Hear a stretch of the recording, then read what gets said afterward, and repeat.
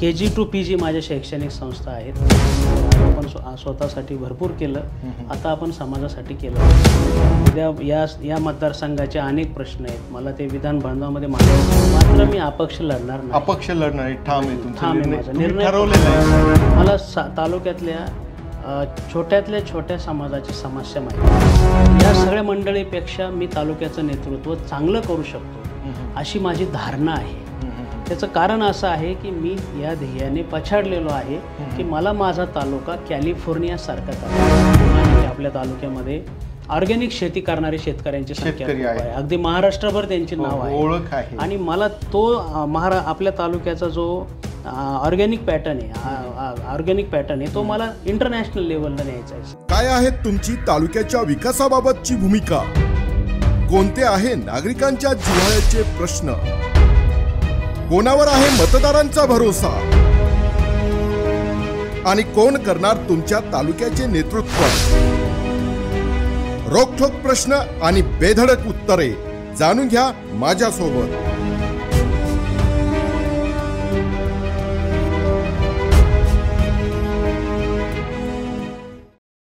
नमस्कार, मी राजेंद्र भोसले आणि आपण पाहत आहात माझा विशेष कार्यक्रम मंथन मराठी.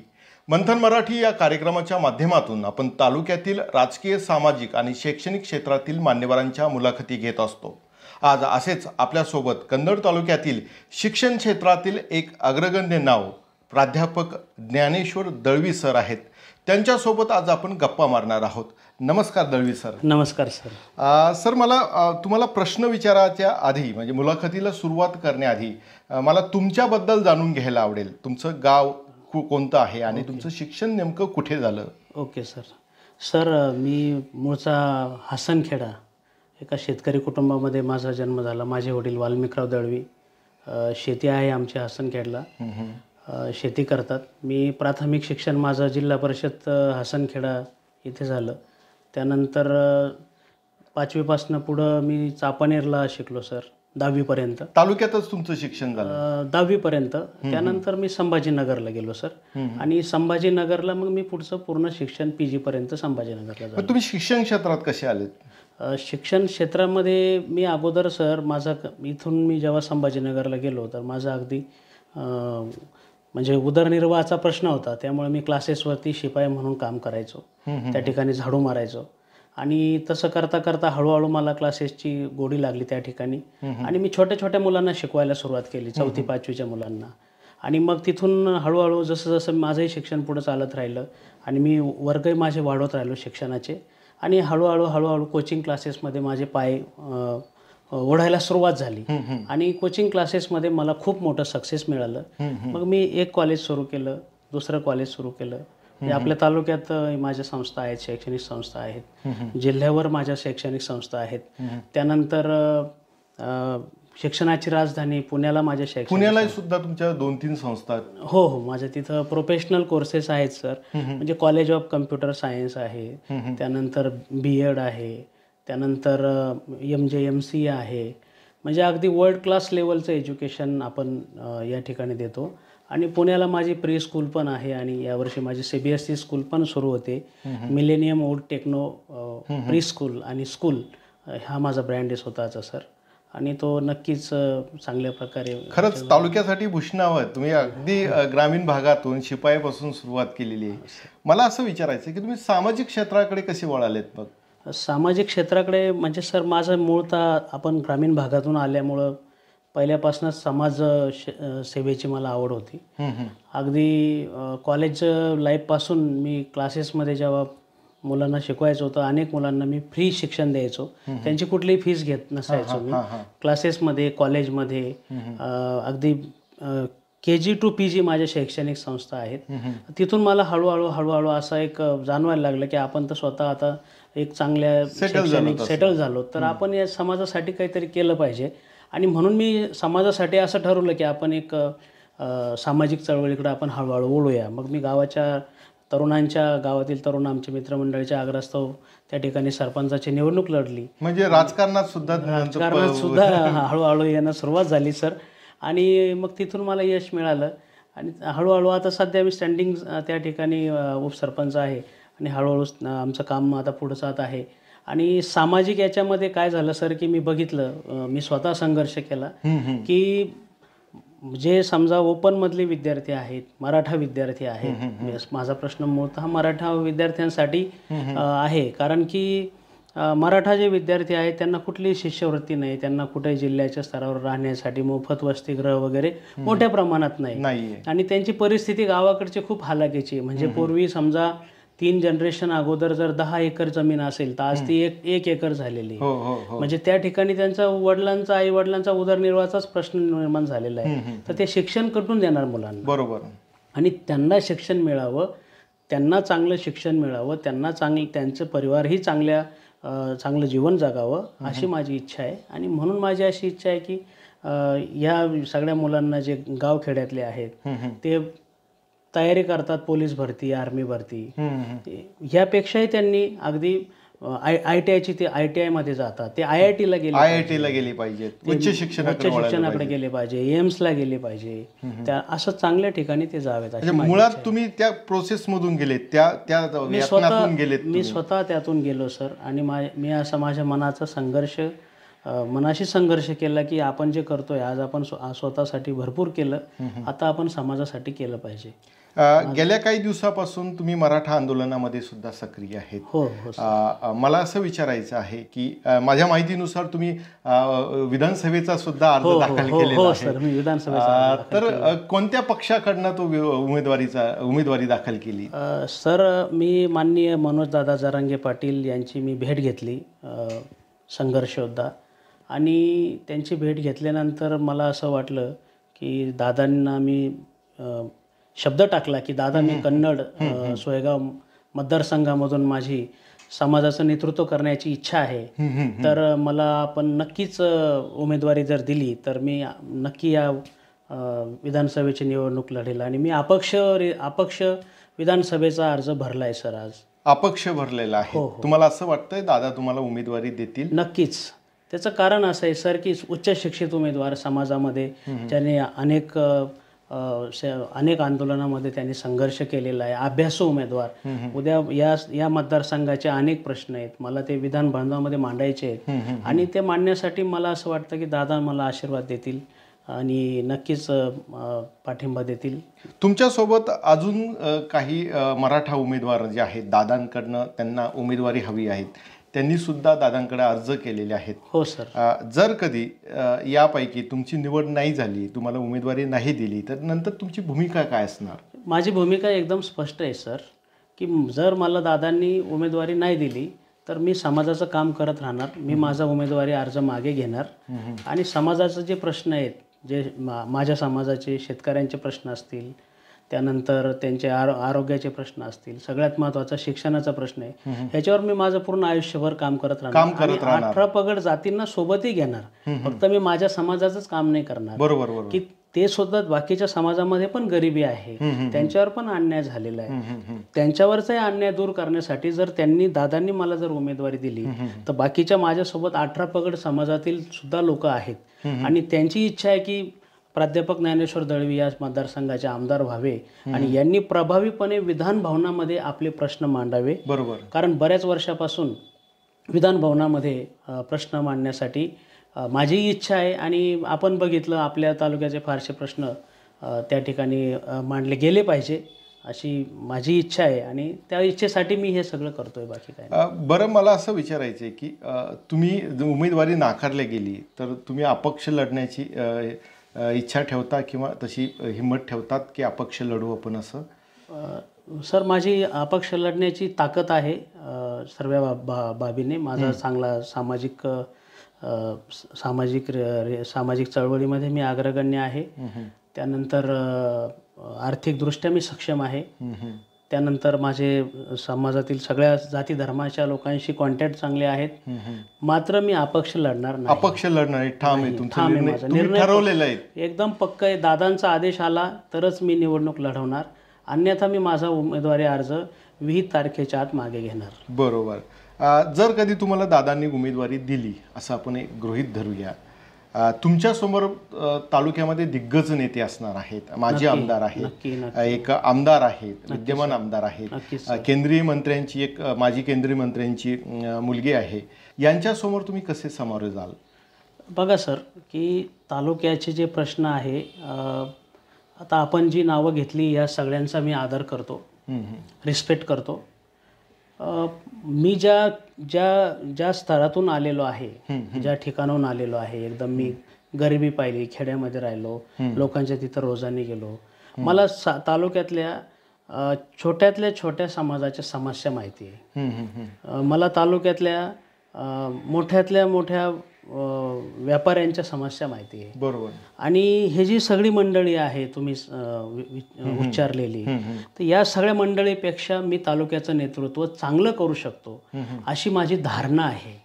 त्याचं कारण असं आहे की मी या ध्येयाने पछाडलेलो आहे की मला माझा तालुका कॅलिफोर्निया सारखा करायचा आहे. अच्छा. माझ्या तालुक्यामध्ये उद्योग चांगले असले पाहिजे, माझ्या तालुक्याची शेती चांगली असली पाहिजे, बरोबर. माझ्या तालुक्याचं शिक्षण चांगलं असलं पाहिजे, माझ्या तालुक्यातील आरोग्य सेवा चांगल्या असल्या पाहिजे, माझ्या तालुक्यातील प्रशासकीय यंत्रणा एकदम चांगली पॉवरफुल असली पाहिजे, सर्व समाजाला समाजाला मदत करणारी असली पाहिजे. तर मी नक्की ह्या सगळ्या लोकांवरती, मला स्वतःला प्रशासनाचा एवढा शैक्षणिक चळवळ मी पुढं नेलेली आहे याचा अनुभव आहे आणि मी नक्कीच चांगल्या प्रकारे नेतृत्व करू शकतो आणि नक्कीच या सगळ्यांना मी सगळ्या मंडळींचा जे आहे तर एक विचाराचा सामना त्यांचा मी करू शकतो. मला एक असं म्हणायचं आहे की निवडणूक लढवताना संघटन लागते, नेटवर्क लागतं, बरोबर, कार्यकर्त्यांचं जाळं लागतं. हे आहे तुमच्याकडं?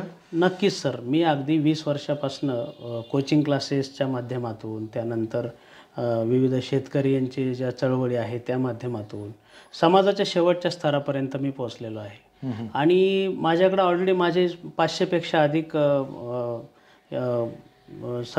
सगळी यंत्रणा आहे, माझ्याकडे स्टाफ आहे. तर मला ती म्हणजे हाताळण्याची, एवढ्या मोठ्या मासला हाताळण्याची सवय आहे. त्यांना मी इकडं माझ्या कामामध्ये नाही आणणार. बरोबर.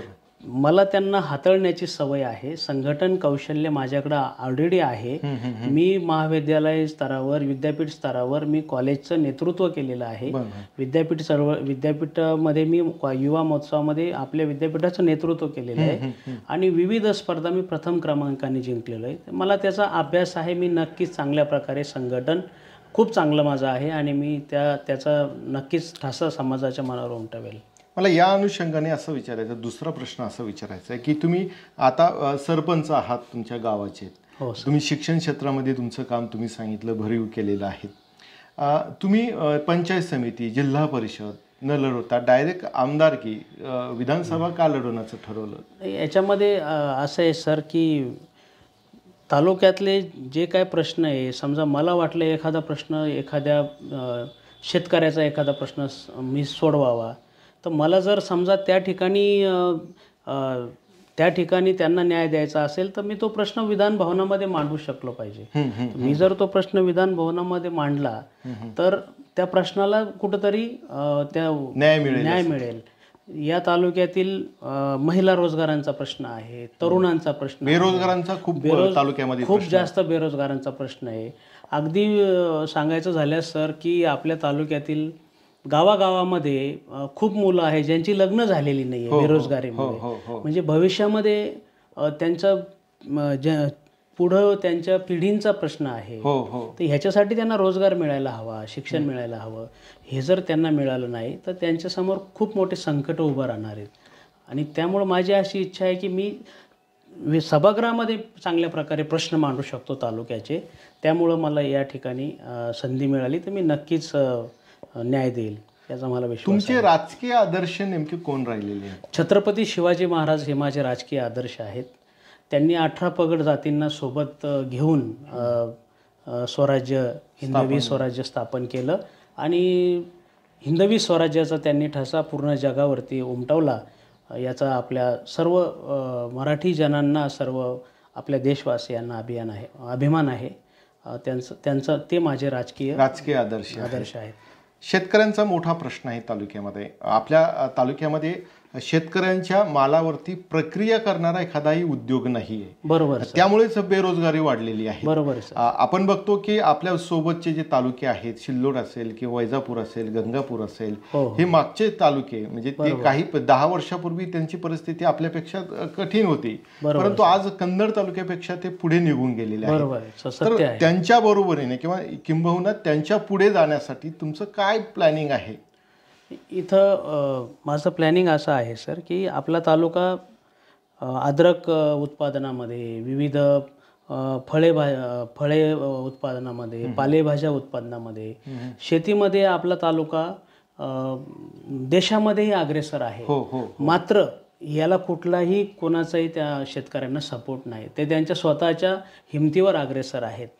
यांना जर या ठिकाणी चांगले उद्योग आले, या मालावर प्रक्रिया करणारे उद्योग आले, मोठे मोठे शीतगृही उभारले, आपण जर समजा विकसित जे देश आहेत समजा, तर त्यांच्याकडे ज्या गोष्टी वापरल्या जातात, आधुनिक यंत्रांचा वापर केला जातो, आधुनिक शेती कशी केली जाईल शेतकऱ्यांची.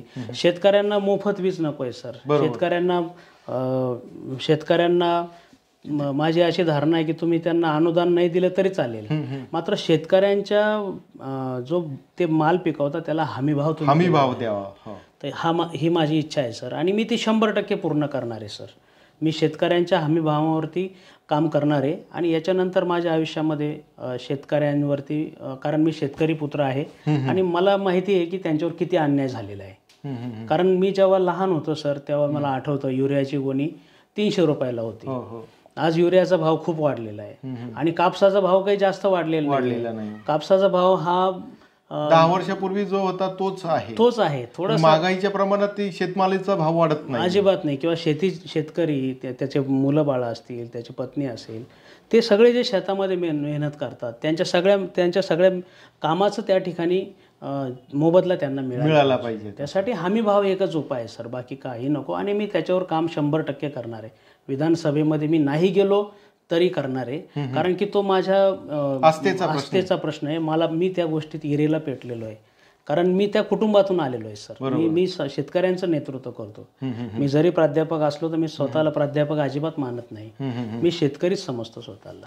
तुम्ही तुमच्या कामानिमित्त देशभर फिरले, तुम्ही विदेशात जाऊन आलेला आहेत, तर तुम्हाला काय जाणवलं? आपण कुठे कमी पडत आहोत? तुम्ही देश विदेशामधले शेती बघितले आहेत, भारतामध्ये तुम्ही फिरलेले आहेत, आपण कुठे कमी पडत आहोत शेतीच्या बाबतीत? सगळ्यात महत्त्वाचं म्हणजे सर, आपल्याकडं आधुनिकतेची जोड नाही आहे शेतीला. आणि आपण जे विकसित तंत्रज्ञान आहे, इस्रायलचं तंत्रज्ञान आहे. आता इस्रायलमध्ये म्हणजे दुधाच्या बाबतीमध्ये डेन्मार्कची आपण टेक्नॉलॉजी घेतली पाहिजे. दुग्धपालनच्या बाबतीमध्ये आपण स्वयंपूर्ण होऊ सर. फक्त शेतीवरच अवलंबून न राहता आपण काहीतरी जोडधंदा केला पाहिजे शेतकऱ्यांना. दुग्ध व्यवसाय असेल, कुक्कुटपालन असेल, गोट पालन असेल, इतर कुठल्याही प्रकारचं ते चांगल्या प्रकारे एक जोडधंदा असल्याशिवाय शेतीमध्ये याच्यानंतर टिकणं कठीण आहे. इस्रायलकडनं आपण भाजीपाला किंवा त्यांच्याकडे शेती कमी असताना सुद्धा त्यांचं उत्पादन चांगलं आहे. आपल्याकडं जूनच्या पहिल्या आठवड्यात जेवढा पाऊस पडतो त्यांच्याकडं पूर्ण वर्षभरात पडतो सर. आणि आपल्याकडं एवढं असून सुद्धा आपल्याकडे त्या पाण्याचं नियोजन नाहीये. पाणी पडतं, नदीला मिळतं, नदीतून समुद्राला मिळतं, झालं. त्या पाण्याचं नियोजन नाहीये. त्या ठिकाणी प्रत्येक पाण्याचं थेंबाचं ते नियोजन करतात. आणि शेती एक चांगल्या प्रकारची, शेतीमध्ये चांगल्या प्रकारच्या जाती ज्या विविध कापसाच्या असतील, अद्रकच्या असतील, ऊसाच्या असतील, आधुनिक जातीवरती त्यांनी शेतीचे जे काही आधुनिक बीज जे आहे समजा, जे सीड आहे, तर ते कशा प्रकारे कोणत्या वातावरणामध्ये चांगल्या प्रकारे वाढेल, त्या कापसाचा ॲव्हरेज कसं वाढेल, त्याचं यील्ड कसं वाढेल. आणि दुसरं महत्त्वाचं सर, आपल्या तालुक्याचा मला अभिमान आहे की आपल्या तालुक्यामध्ये ऑर्गॅनिक शेती करणारी शेतकऱ्यांची संख्या खूप आहे. अगदी महाराष्ट्रभर त्यांचे नाव आहे, ओळख आहे. आणि मला तो आपल्या तालुक्याचा जो ऑर्गॅनिक पॅटर्न आहे तो मला इंटरनॅशनल लेवलला न्यायचा आहे सर. आणि नक्कीच मी तो घेऊन जाईल. म्हणजे मला विधानसभेमध्ये प्रतिनिधित्व करण्याची संधी मिळेल अथवा नाही मिळेल ती देवाची इच्छा. पण मी मात्र हा विषय जो आहे माझ्या तालुक्याचे जे अस्मितेचे विषय, मी या तालुक्याचा भूमिपुत्र आहे आणि मला त्या तालुक्याचं काहीतरी मी देणं लागतो सर. आणि त्यासाठी मी 100% काम करणार आहे. बरं, हे सर्व प्रश्न आपण बघतोय की इंडस्ट्रीचा एक प्रश्न आहे. तालुक्यामध्ये इंडस्ट्री, शेतीचा प्रश्न आहेच, पण तालुक्यामध्ये इंडस्ट्री सुद्धा उभी राहिलेली नाही. आपण सर्व इन्फ्रास्ट्रक्चर आपल्याकडे चांगलं आहे, रस्ता आहे, पाणी आहे, टाकळीसारखं धरण आहे, तरी इंडस्ट्री का येत नाही आपल्याकडे? आपल्याकडे इंडस्ट्री न येण्याचं कारण उदासीनताचं धोरण असं आहे सर, की आपल्याकडं त्यांना आजपर्यंत इथं आणण्यासाठी पायगाड्या आपण नाही टाकल्या. त्यांना उद्योगांना पायगाड्या टाकल्या गेल्या पाहिजेत. आज सगळे उद्योगधंदे चायनालाच का जाण्याचा विचार करतात? बरोबर. एवढं चायनाचं कोरोनामध्ये चायनाला एवढा बॅकफुटवर गेला. आज सगळ्या इंडस्ट्रींनी, भारतामधल्या बऱ्याच इंडस्ट्रींनी आता आपल्याकडचं जे शेअर्स होता तो काढून तो चायनामध्ये गुंतवला. मागच्या 1 महिन्यापूर्वी हे खूप मोठं आपलं मार्केट एकदम धपकन कोसळलं. तर त्याचं कारण हे आहे की चायनाने त्या फॅसिलिटी त्या उद्योगधंद्यांना दिल्या सर. आणि तिथे जे कारखानदार आहेत, त्या कारखानदारांना वीज असेल, पाणी असेल, ट्रान्सपोर्टेशन असेल, दळणवळण असेल, त्यानंतर कुठलाही त्यांना राजकीय खंडणी मागण्याचा प्रकार वगैरे असे कुठलाही प्रकार त्या ठिकाणी होत नाही. आणि म्हणून तिथं इंडस्ट्री या जातात.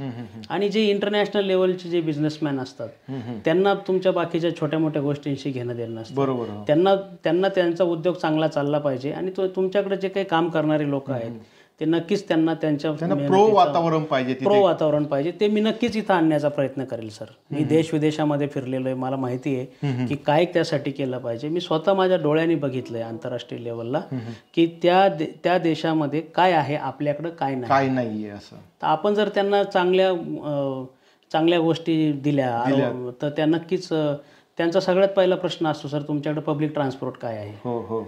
आता आपल्याकडे तालुक्याला ॲक्सेसिबिलिटी आहे का? आता आपल्याकडे रेल्वे नाही आहे सर तालुक्याला. तालुका हा शेतीच्या बाबतीमध्ये समृद्ध आहे. आपल्याकडं IASचं ट्रेनिंग सेंटर नाही आहे सर UPSCच्या मुलांना. पुण्यासारख्या, दिल्लीसारख्या ठिकाणी अभ्यासिका नाही आहे सर. आपली मुलं खूप हुशार आहे. IIT मध्ये आपल्या तालुक्यातल्या एका मुलाचं नाव घेणं मला उचित नाही ठरणार, पण त्याचा IIT मध्ये इंटरनॅशनल लेवलला त्याचा रँक आला. तर हे तालुक्यातलं टॅलेंट आहे सर. या तालुक्यातल्या मुली IPS आपल्याकडे किरण खरे IPS झालेले आहेत भोकनगावचे. आता असे खूप आहे सर. आपल्याकडे किरण खरे खेड्यापाड्यामध्ये आहे सर, पण त्यांना तिथून बाहेर काढण्यासाठी त्यांना चांगलं शिक्षण दिलं गेलं पाहिजे, ॲटमॉस्फिअर पाहिजे. त्यांच्या आईवडिलांचा काही दोष नाही सर, आणि त्यांचाही काही दोष नाही की माणूस हा परिस्थितीनं घडत असतो. खेड्यापाड्यात जन्मला म्हणजे त्याचा दोष आहे असं म्हणता येणार नाही. परंतु त्याला तुम्ही ह्या सगळ्या सुविधा तुमच्याकडं माझ्याच्यानं जेवढ्या होईल त्या सगळ्या सुविधा मी नक्कीच देण्याचा प्रयत्न करणार. पण थोडं मला जर प्रतिनिधित्व करण्याची संधी मिळाली तर चांगल्या प्रकारे मी त्या सुविधा देऊ शकेल सर. सर, मला एक असं विचारायचं आहे की मग याला जबाबदार कोण? तालुक्यामध्ये आतापर्यंत गेल्या भारत स्वातंत्र्य झाल्यापासून तालुक्यामध्ये हा विकास आपण मागं पडलेलो आहे. तालुक्याच्या विकासाच्या बाबतीत याला जबाबदार कोण नाही? याला जबाबदार तसं कुठल्याही सर म्हणजे मला कुठल्याही राजकीय नेतृत्वावरती टीका करायची नाही आहे. परंतु याला जबाबदार उद्योग आणण्यामध्ये, शेती पुढे नेण्यामध्ये, शिक्षणामध्ये हे सगळे राजकीय यंत्रणा जर चांगली असेल ना सर, तर ते सगळे उद्योगधंदे खेचून आणले जातात. उदाहरणार्थ बारामती आहे. मी कुठल्या आता पक्षाचा विषय नाही आहे माझ्यासमोर. बारामतीचा पॅटर्न सर्व महाराष्ट्रामध्ये प्रसिद्ध आहे. बारामती पॅटर्न आहे. त्यानंतर फक्त बारामतीच नव्हे, असे खूप तालुके, सिन्नर तालुका आहे सर इंडस्ट्रीच्या बाबतीत खूप पुढे गेलेला आहे. गुजरात पुढे गेलेला आहे सर इंडस्ट्रीमध्ये. महाराष्ट्र हा इंडस्ट्रीमध्ये नंबर 1 होता सर. आज महाराष्ट्र मला वाटतं 7व्या क्रमांकापेक्षा पुढे गेलेला आहे. आणि आपणही महाराष्ट्रामध्येच येतो. कन्नड तालुका विकसित आहे, इथं पाणी चांगलं आहे, इथली भौगोलिक वातावरण चांगलं आहे, इथं पर्यटन चांगलं आहे, गवताळ्यासारखं जागतिक अभयारण्य येत आहे, पितळखोरा लेणी इथं आहे. हे सगळं चांगलं ऐतिहासिक हा तालुका आहे सर. आणि या ऐतिहासिक तालुक्याला जर चांगलं नेतृत्व मिळालं तर हा तालुका नक्कीच पुढे जाईल. आणि आतापर्यंत झालं नाही याचा अर्थ याच्यामध्ये जसं कुठलंही एक समजा हे असेल, सरकार असेल किंवा राजकीय नेतृत्व असेल, जर ते प्रगल्भ असेल तर ते खूप काही करू शकतात असं. आणि हे सत्य आहे सर. वर्ल्ड वाईड हे प्रूव्ह झालेलं आहे. अगदी दुबईचे राजा असतील, त्यांच्या ट्रेनमध्ये जरी आपण गेलो तर तिथं पाण्याचे बॉटल गाडीत न्यायला मनाई आहे. कुठं तुम्ही हेच आपले लोक समजा बाहेर गेले त्या ठिकाणी त्या गाडीमध्ये ते तिथं कुठं कचरा टाकणार नाही, थुंकणार नाही, बरोबर. पेनल्टी आहे. तर ह्या सगळ्या गोष्टी आपल्या देशातही होऊ शकतात, आपल्या तालुक्यातही होऊ शकतात. त्याचं कारण असं आहे की ते आपल्याला त्यासाठी स्वतःला वाहून घ्यावं लागेल आणि तशा प्रकारचं नेतृत्व तालुक्याला लाभलं पाहिजे. आणि मला जर माननीय मनोजदादा जरांगे पाटलांनी जर संधी दिली या तालुक्याचं प्रतिनिधित्व करण्याची, म्हणजे मला या निवडणुकीमध्ये त्यांनी जर आशीर्वाद दिले तर मला याचा निश्चित विश्वास आहे की मी जरांगे पाटलांच्या आशीर्वादाने आणि 18 पगड जातीचे लोक माझ्यासोबत असल्यामुळे मुस्लिम समाज, ओबीसी समाज, जरांगे पाटलांचीच तीच अपेक्षा आहे सर्व समाजाला हो घेऊन नक्की चालणारा नेता हवा आहे. दादांची तीच अपेक्षा आहे. माननीय दादांनी आजपर्यंत समाजासाठी खूप मोठं, अगदी 50 वर्षामध्ये कोणी केलं नाही एवढं चांगलं काम दादांनी केलेलं आहे. आणि दादांचा जो उद्देश आहे, दादांचा उद्देश हाच आहे की माझ्या लेकरांची मी दुर्दशा बघू शकत नाही. माझे लेकरं हे चांगल्याच ठिकाणी गेले पाहिजे आणि मी त्याच्यामध्ये कॉम्प्रोमाइज करणार नाही. दादांच्याच मी वारसा पुढे नेण्याचा प्रयत्न करतोय. दादांनी जर मला आशीर्वाद दिला तर मला खात्री आहे सर, मी 100% तालुक्यामध्ये निवडून येईल आणि या तालुक्याचं मी विधान भवनामध्ये खूप चांगल्या प्रकारे प्रश्न मांडेल. बरं, विद्यमान आमदार जे आहे उभाठा गटाचे, त्यांच्या कामावरती तुम्ही खुश आहात, समाधानी आहात? विद्यमान आमदार जे आहेत माननीय उदयसिंग राजपूत साहेब, त्यांचं काम जे आहे ते चांगलं आहे. आणि त्यांच्या कामाबद्दल जर बोलायचं तर त्यांनी तालुक्यामध्ये कामं केलेली आहेत. आणि मोठा तालुका असल्यामुळं, भौगोलिक सगळ्या गोष्टी असल्यामुळं आपण भविष्यात आणखी खूप चांगली कामं करू शकतो. त्यामुळं जर मला संधी मिळाली तर नक्कीच मी चांगल्या प्रकारे काम करू शकेल. तुम्हाला संधी दिली तर तुम्ही सुरुवातीला कोणत्या अशा बाबी आहेत की त्याच्यावरती सुरुवातीला लक्ष केंद्रित करणार? सगळ्यात पहिले सर मी काळ्या भोई, आपल्या तालुक्यामध्ये घाटमाथा काळी भोई असा एक पॅटर्न आहे. तर काळ्या भोईमध्ये पाण्याचं दुर्भिक्ष आहे सर. गुजरदरी बद्दल तुमची खूप आस्था आहे. हो, गुजरदरी हा माझा एक आस्थेचा प्रश्न आहे सर. म्हणजे त्या ठिकाणी पडलेलं पाणी हे पूर्ण गुजरातला वाहून जातं. आणि गुजरात असल्यामुळं बाकी कोणी राजकीय नेते गुजरातचं नाव घेतलं की बाकीच्यांची कोणाची त्याला हस्तक्षेप करायची हिंमत होत नाही. मात्र जर समजा हे सरळ यांनी जर समजा मला जर प्रतिनिधित्व करण्याची संधी मिळाली तर मी त्या ठिकाणी गुजरदरी प्रकल्प तालुक्याची जी काळ्या भुईची आस्था आहे सर, की तो जर प्रकल्प झाला तर पूर्ण काळी भुई जी आहे तर ती सुजलाम सुफलाम होईल. आणि त्याच्यासाठी ज्या गोष्टी आहेत त्या मी नक्की पूर्ण करेल सर. आणि जर मला समजा राजकीय काही विरोध झाल्यानंतर अडचण आली तर त्याच्यामध्ये त्यांना जर समजावून सांगितलं की एवढं पाणी, इतकं TMC पाणी तुम्ही इकडं द्या, इतकं TMC पाणी, खूप जास्त पाणी आपल्या भागातलं पाणी, महाराष्ट्राचं पाणी येते, आपल्या काळ्या भोईचं ते पाणी आहे, जास्त लांब नाहीये आणि त्याला जास्त खर्चही नाहीये. आणि तिथून सरळ अगदी सुरपळ्याच्या डोंगरापर्यंत सरळ एक कॅनल टाकला जाऊ शकतो. आणि जेवढ्या नद्या आहेत तालुक्यामधल्या काळ्या भुईमध्ये जाणाऱ्या त्या सगळ्या त्याला जोडल्या जातात. म्हणजे पूर्ण तालुक्यामध्ये पाणी त्या गुजरदरी प्रकल्पाचं जाऊ शकतं. थोडं लिफ्टिंग पण करावं लागेल, पण तो एक चांगला एक व्हिजनरी प्रोजेक्ट आहे माझ्या डोळ्यासमोर आणि तो मी नक्कीच पूर्णत्वास नेणार आहे सर. दुसरं काय प्रकल्प आहे की तुम्ही आल्या तुम्ही तुमच्या हातात सत्ता दिल्यानंतर तुम्ही तो प्राधान्याने सोडवाल? सगळ्यात पहिले सर मी शिक्षण क्षेत्रामध्ये काम करतो. हो. आपल्या तालुक्याची शिक्षणामध्ये खूप पिछेहाट आहे. जसं मी तुम्हाला सांगितलं की आपल्या तालुक्यातल्या मुलांमध्ये टॅलेंट खूप आहे, पण त्यांना ते डायस मिळत नाहीये, व्यासपीठ मिळत नाहीये. तर सगळ्यात पहिले मी अगदी KG पासून तर PG पर्यंत प्रोफेशनल एज्युकेशन मुलांना कशा प्रकारे दिलं जाईल ह्याच्यावर काम करणार सर. गावगावामध्ये तशा प्रकारे मी काम करणार.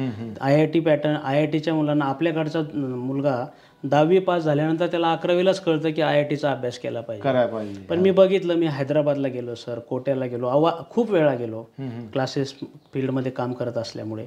तर हे जे फाउंडेशन मुलांना तिथं 5वी पासून देतात, 1ली पासून देतात, तर हे IIT फाउंडेशन, नीटचं मेडिकलचं फाउंडेशन, त्यानंतर तुमचं UPSCचं फाउंडेशन, CAचं फाउंडेशन, हे तालुक्यामध्ये टॅलेंट खूप आहे सर. तर ह्या मुलांना जर ते दिलं ना तुम्ही, तर या तालुक्यातली मुलं महाराष्ट्रामध्ये, पूर्ण महाराष्ट्राचा निकाल एकीकडे आणि तालुक्याचा निकाल एकीकडे राहील याचा मला विश्वास आहे सर. शिक्षणावर मी पहिल्यांदा काम करणार. दुसरं आरोग्य सर, आरोग्य नक्कीच मोफत द्यायला पाहिजे. त्याच्यानंतर वीज आहे, शेतकऱ्यांना 24 तास मोफत वीज दिली पाहिजे. इथं वीज इथं विहिरीला पाणी आहे पण वीजच नाहीये. मग ते सगळं गहू वाळून चालला, ऊस वाळून चालला. तर वीज या ठिकाणी वीज प्रकल्प या ठिकाणी आपल्याकडे उभे राहिले पाहिजे. इंडस्ट्री आपल्याकडे उभी राहिली पाहिजे. कारण आपल्याकडं सर एक साखर कारखाना आहे, त्याच्यावर खूप लोड येतो. अजून एखादा जर साखर कारखाना झाला तर तो खूप चांगल्या प्रकारे चालू शकतो आणि दोघांच्या कॉम्पिटिशनमध्ये भावसुद्धा शेतकऱ्यांना जास्त भेटेल. त्यामुळे तोही ते उद्योगधंदे सुद्धा आपल्याकडे उभे राहिले पाहिजे. तुम्हाला कसा तालुका हवा आहे, कसं बघतात तुम्ही की कसा आपण कुठल्या तालुक्याशी आपण बरोबर? माझा कन्नड तालुका हा मला कॅलिफोर्नियासारखा हवा आहे सर. कॅलिफोर्नियासारखा हवा आहे. कॅलिफोर्निया जसा पूर्ण विकसित आहे, आपला तालुका कॅलिफोर्निया आहे सर. कॅलिफोर्नियापेक्षा काही कमी नाही. कॅलिफोर्नियासारखं आपल्याकडे निसर्ग सौंदर्य आहे सर. कॅलिफोर्नियासारखी आपल्याकडं जमीन आहे, मात्र कॅलिफोर्नियासारखं आपल्याकडे नियोजन नाही आहे.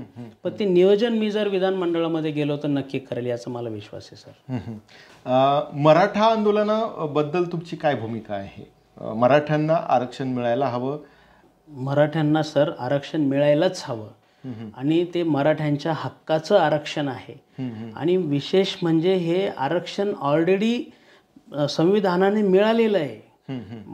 मराठा लोकांना, मराठा समाजावरती हा 50 वर्षापेक्षा जास्त अधिक अन्याय झालेला आहे आरक्षण न दिल्यामुळे. आरक्षण मराठा समाजाला मिळालेलं आहे आणि इथं मंडल आयोग हे नंतर स्थापन झाला. नंतर मंडल आयोगाने बऱ्याच जातींचा त्यामध्ये समावेश केला.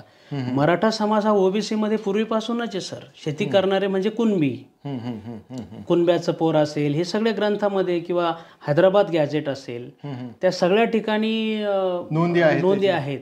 आणि मराठा आरक्षण हा हक्काचा तर विषय आहे सर, पण गरजेचा जास्त विषय. त्या मराठा समाजातील जे मुलं आहेत सर, आमच्या समाजातील जे मुलं आहेत मराठा समाजातील, या मराठा समाजातील मुलांचा विषय असा आहे की सर ते टॅलेंटेड आहे पण त्यांना शिक्षणाला पैसे नाही आहे, ते जिल्हा स्तरावर जाऊ शकत नाही. त्यानंतर त्यांचे जे उद्योगधंदे करायची इच्छा आहे त्यांना कर्ज मिळत नाही सर. त्यांच्याकडं थोडी शेती आहे, अर्थव्यवस्था भक्कम नाही आहे त्यांची. अर्थव्यवस्था भक्कम होण्यासाठी त्यांना आरक्षण हवं आहे आणि नक्कीच मराठा समाजाला आरक्षण मिळेल सर, यामध्ये कुठलंही दुमत नाही. आणि मराठा समाजाने नेहमीच मोठ्या भावाची भूमिका घेतलेली आहे. मराठा समाजाला असं नाही करायचं संघर्ष की बाकीच्यांचं आरक्षण नाही हिसकवायचं नाही आहे मराठा समाजाला. मराठा समाजाचं असं म्हणणं आहे की बा ठीक आहे, इतके दिवस आज तुम्ही प्रत्येक गावाखेड्यामध्ये जा, त्या ठिकाणी मराठा समाज हा मोठा भाऊच आहे. प्रत्येक ठिकाणी मराठा समाजाने समजूतदारीचीच भूमिका घेतलेली आहे आणि सगळ्या जाती धर्मांना, मुस्लिम समाज असेल, सगळे समाज, ओबीसी समाज असेल, सगळ्यांना सोबत घेऊन चाललेला आहे. आज गावामध्ये उदाहरणाने समजा की आज एखाद्याकडे शेतामध्ये त्याला वक्कर हाकलवायचा आहे तर त्याच्याकडे बैल नसेल तर त्याला त्याच्या मराठा बांधवांना बैल मागावे लागतात. मग त्याने जर म्हटलं की मी ओबीसी बांधवांनी मी बैलच देणार नाही तर मग ह्याचं इथं वक्कर हाकललं जाणार नाही. गावखेड्यामध्ये तशी परिस्थिती नाही, तसं नाहीये. हा फक्त सो कॉल्ड पुढाऱ्यांनी रचलेला एक डाव आहे. आणि मराठा आरक्षण हे न मिळायचा विषयच नाहीये सर. मराठा आरक्षण हे भेटलंच पाहिजे आणि मराठा आरक्षण जर भेटलं नाही तर हे जे लाखो मुलं आहे, लाखोचा समाज आहे, हा बॅकफूटवर ऑलरेडी गेलाय सर 50 वर्षामध्ये. याची तुम्ही शैक्षणिक अवस्था बघा, मागे पडलेले, त्यांची घरी पक्के नाहीये सर खेड्यापाड्यामध्ये, त्यांच्याकडे वाहनं नाही आहेत सर, त्यांचे आरोग्याचे प्रश्न आहेत सर, त्यांच्याकडे पैसे नाहीये, ते शिकू शकत नाहीये. त्यामुळे मराठा समाजाला आरक्षण मिळावं, मराठा समाजाला आरक्षण मिळावं हा आमचा अट्टहास नाही, ही आमची गरज आहे. आणि सगळ्या समाजाला आजपर्यंत समाजाने समजून घेतलं. मग आमचाच वेळ आल्यानंतर तुम्ही सारखा आम्हाला विरोध का करता? आमची पण लेकरं आहेत. आम्हालाही वाटतं ना आमची लेकरं मोठी व्हावी, कलेक्टर व्हावी, IAS कलेक्टर व्हावी, IPS व्हावी, मोठी इंजिनियर व्हावी, IT क्षेत्रामध्ये जावी. तुमची मुलं जात आहेत, अत्यंत आनंदाची गोष्ट आहे. आम्हालाही थोडासा तुम्ही समजून घ्या, आमचाही थोडासा विचार करा. आमच्याकडे पूर्वी जशा शेत्या होत्या तशा काही राहिलेल्या नाही आता, त्याचे अनेक तुकडे झालेले. अर्थव्यवस्था आमची डब घायला आलेली. बरोबर. आता म्हणायला फक्त मराठा मराठा म्हणून एक पाटील म्हणायचं आणि नंतर त्याला बदनाम करायचं हे आजपर्यंत झालेलं आहे सर. अनेक चित्रपटातून मराठा समाजाला बदनाम करण्याचा प्रयत्न केलेला आहे आणि आजही होत आहे. पण आता याच्यानंतर समाज ही गोष्ट सहन करून घेणार नाही. ह्याचा समाज एक चांगल्या प्रकारे त्याला जबाब देणार आणि आमचं आरक्षण ही आमची गरज आहे, आमचा तो हक्क आहे. आम्ही इथले भूमिपुत्र आहोत आणि बाकीच्यांबरोबर आम्हाला सुद्धा मराठा आरक्षण हे मिळायला पाहिजे, कारण आम्हाला आमच्या मुलांना मोठं होताना बघायचं आहे.